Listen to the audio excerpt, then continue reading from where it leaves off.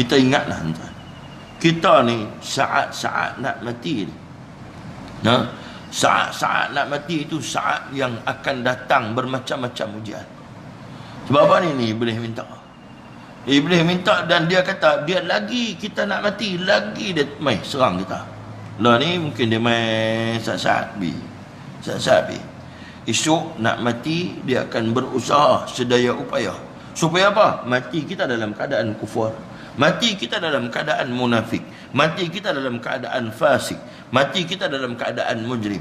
Dia akan berusaha supaya kita akan mati dalam keadaan tersebut. Mati dalam keadaan tersebut pasal apa? Supaya dia ada geng, ada kumpulan, ada geng esok ni di dalam neraka semua. Sebab tu dia berusaha macam tu.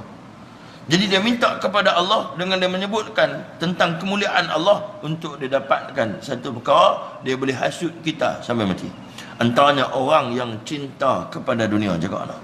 Orang yang fikir pasal dunia, hijabun anil akhirah, akan ditutup pandangan dia untuk melihat akhirat.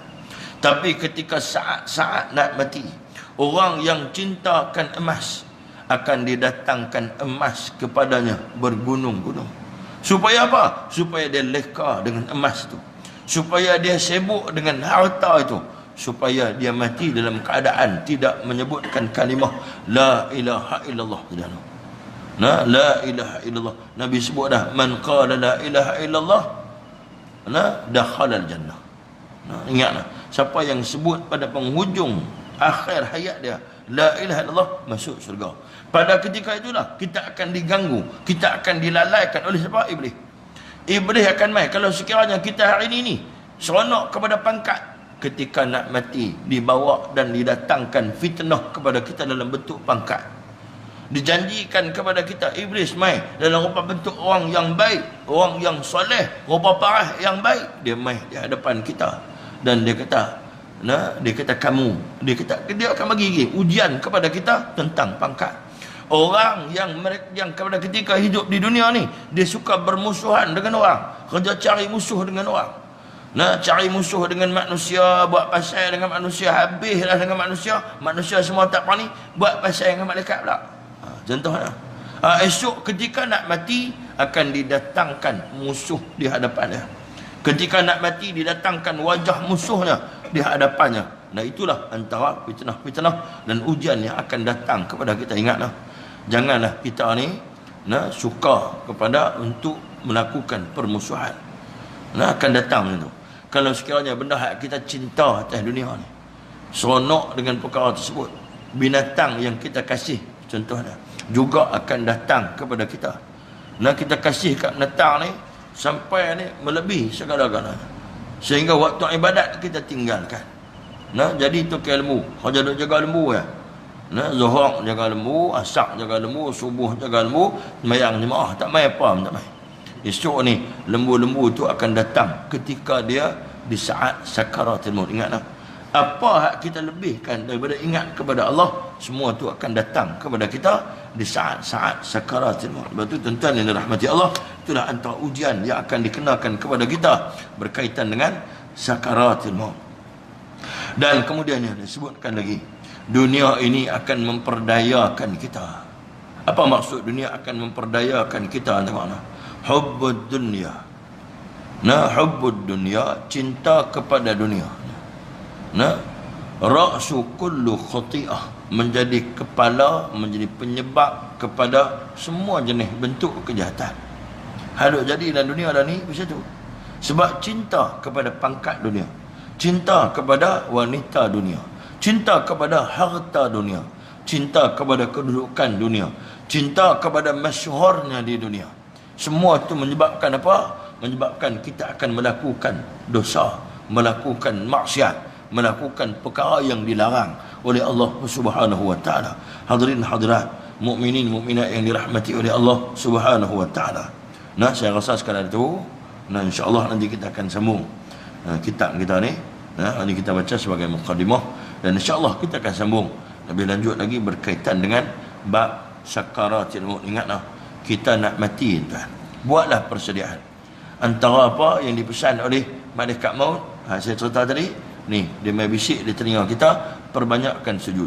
Jadi Sementara kita nak sampai giliran baca kitab ni pula, tuan-tuan balik rajin sembahyang dulu. Takut tak dan. Ya? Takut saya main-main pula, dia tak ada ustaz, mati banyak orang dah. Tak dan. Dan juga anda kurang-kurangnya beramal dengan satu panduan itu, perbanyakkan sujud kepada Allah itu sebelum menemui ajal kita. Perbanyakkan sujud kepada Allah Subhanahu taala. Banyak sujud, cari peluang. Sembahyang duha ni kalau terang kita ni terus tinggal kot. Duduk tinggal lagi sembahyang duha. Dia kata kan duha ustaz, subuh pun tinggal juga lagi. Jangan kita duha ni kalau boleh terus tinggal.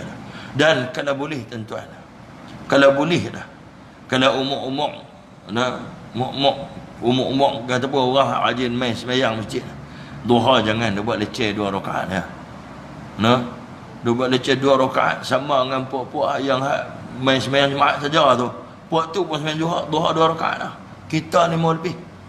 Ni, kita akan masjid, kita akan rajin main mengaji ni, sembahyang duha ni kena lebih. Di kalangan kita ni mesti biasa dah, kena biasa buat dah. Duha 12 rakaat tu kena dah. Tentu biasa buat lagi sampai 12 rakaat. Dia kata tarawih biasa 20. Orang tanya duha.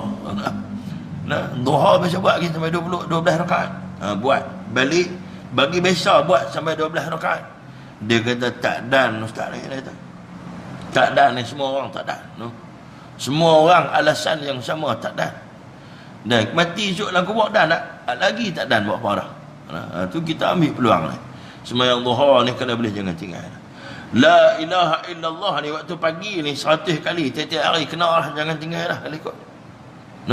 Kalau ikut tu macam tu lah. Macam mana sarapan pagi kita tak boleh tinggal, macam tu lah 100 kali la ilaha illallah jangan tinggal lah. Sembahyang duha jangan 2 rakaat saja. Yang tak sembahyang lagi sembahyang. Mula solat duha. Solat duha. Dan kalau boleh solat yang mengiringi solat fardu kita tu, kita bagi keutamaan. Nak jadi baik, nak masuk syurga ni, nak masuk syurga, tak dan nak buat amalan lain. Amalan solat mengiringi waktu tu pun memadai untuk masukkan kita ke dalam syurga Allah Subhanahu Wa Taala, untuk membentuk akhlak kita menjadi akhlak yang baik. Tuan-tuan, dalam hidup ni jangan duk fikir benda lain. Duduk-duduk kita ni fikir tentang Allah Subhanahu Wa Taala, fikir tentang Islam, fikir tentang agama. Hak lain tu insya-Allah dia mai terus ada fikir. Jangan duk fikir pasal harta duit ringgit ni, pangkat banyak sangat. Fikir pasal aku nak buat hukum Allah, aku nak melihat hukum Allah Subhanahu Wa Taala ditegakkan di atas muka bumi yang tu. Dan kita main mengaji ni tuan-tuan ingatlah. Mengaji ni ialah supaya apa? Keluar balik duduk dalam masjid ni kah, keluar balik sehari kah, makin takut kita kepada Allah Azza wa Jalla. Ingatlah, bukan pasal lain. Bukan pasal lain, supaya kita makin takut kepada Allah Subhanahu Wa Taala dan supaya menjadikan pengajian kita ini sebagai amalan yang akan membantu kita di saat-saat sakarat, dan sebagai sahabat kita ketika kita berada di barzakh, dan pembantu syafaat kepada kita ketika berada di mahsyar. Kita kelebihan orang yang duduk dalam majlis ilmu. Kalau cerita tu pula panjang lagi. Tuan-tuan yang dirahmati Allah Subhanahu Wa Taala. Sekian billahi taufiq wal hidayah. Assalamualaikum warahmatullahi wabarakatuh.